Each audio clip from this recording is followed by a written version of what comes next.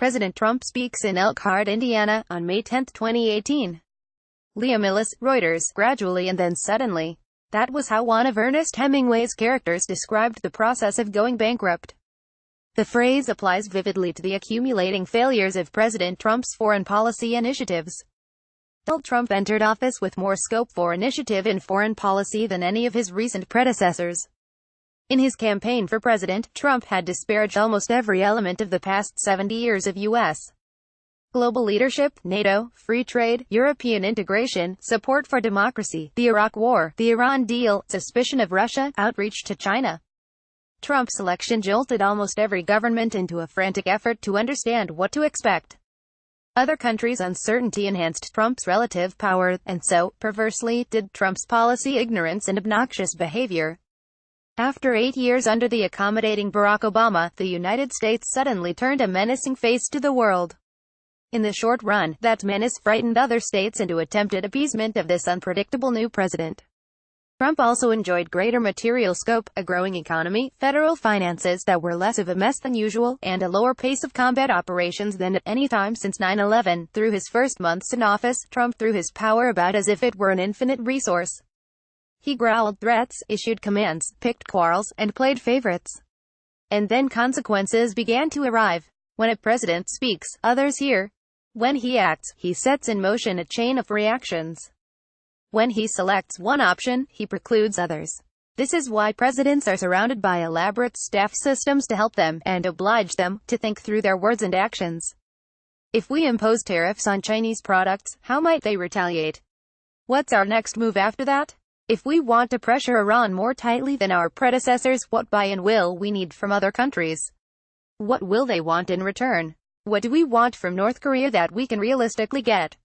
Team Trump does not engage in exercises like this. Team Trump does not do it because the president does not do it. His idea of foreign policy is to bark orders like an emperor, without thinking very hard about how to enforce compliance or what to do if compliance is not forthcoming.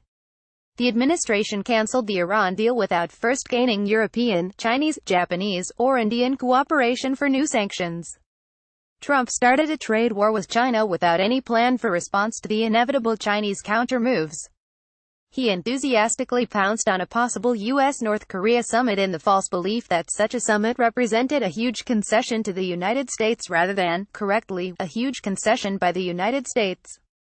The result: China pushed back on trade, and Trump blinked and retreated. The whole world saw him blink and retreat.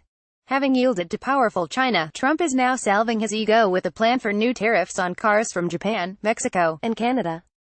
The result: the U.S. has abjured its right to inspect Iranian nuclear facilities without any workable plan to impose global sanctions instead. India and China each trade more with Iran than with the entirety of the European Union, and neither is very vulnerable to U.S. The result: having ridiculously inflated hopes of North Korean denuclearization, Trump is now engaged in another ridiculously undignified name-calling match with the North Korean dictator, alienating South Korean opinion by bellicose threats of war. The bark orders, impose punishments, and bully friends and enemies into surrender to the mighty, imperial me approach to foreign policy is unlikely enough to work even when applied to relatively weak states like North Korea and Iran. When simultaneously applied to the entire planet, allies and adversaries alike, it produces only rapidly accelerating failure. In Trump's case, the reckoning came especially fast, and for 3 reasons.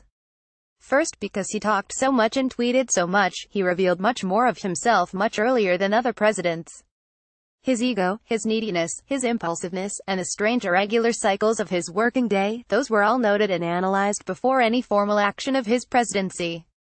They were noted not only by leaders but by electorates, with the result that long before he had decided on what cooperation he wanted from, for example, Australia, his offensive words had limited the ability of Australia's democratically accountable leaders to cooperate with him. Second, foreign leaders have concluded that the shortest path to Trump's heart runs through his wallet. Oil states such as the United Arab Emirates and Saudi Arabia have rushed to be helpful to the business interests of Donald Trump and his son-in-law Jared Kushner, seeking an advantage over regional rivals like Qatar. Authoritarian leaders who could hamper Trump-licensed businesses, like Turkey's Recep Erdogan and Rodrigo Duterte in the Philippines, have exploited their perceived leverage, acting with apparent impunity. Third, Trump's highly suspicious dealings with Russia before the election potentially put him at the mercy of countries in a position to embarrass him. Ukraine, seeking U.S. missiles, halted cooperation with Mueller inquiry. The New York Times reported earlier in May. The Times report presented Ukraine as a kind of supplicant. In every possible way, we will avoid irritating the top American officials, a close ally of President Poroshenko told the paper. But Ukraine had already demonstrated it possessed extremely damaging information about the business affairs of former Trump campaign chair Paul Manafort, releasing a ledger of undisclosed payments to him back in the spring of 2016. It's not quite supplication when the supplicant holds information that the supplicee desperately wishes to keep hidden. All this is only the beginning. Deficits are rising fast. Military commitments are rising fast. America's friends are turning their backs fast. Only 17% of South Koreans trust Trump to do the right thing, according to the Pew Global Survey in 2017, well before the latest chaos. Obama's trust rating in South Korea bounced between a low of 75% and a high of 88% over his presidency. At a time of relatively low military casualties and strong job growth, the president's popularity at home roughly matches that of George W. Bush's during the worst months of the Iraq War, 2005-2006, and Barack Obama's during the most disappointing months of the weak recovery from the recession of 2009. The president's options are narrowing even before the midterm elections. It can only get worse from here for him and, more importantly, for America's standing in the world under his leadership.